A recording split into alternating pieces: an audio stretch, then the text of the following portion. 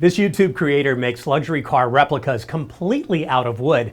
I'm Kurt the CyberGuy. Follow me at cyberguy.com. That's where you can get my newsletter for free.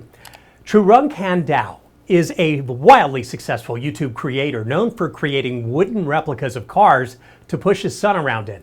His replica of a Bugatti Centodieci is roughly 1/3 to 1/2 size scale and has a working steering wheel and a small electric drivetrain.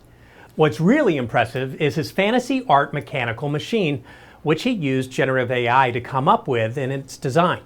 The fantasy machine is fully operational with a metal frame, steering, and suspension system, plus a small electric drivetrain.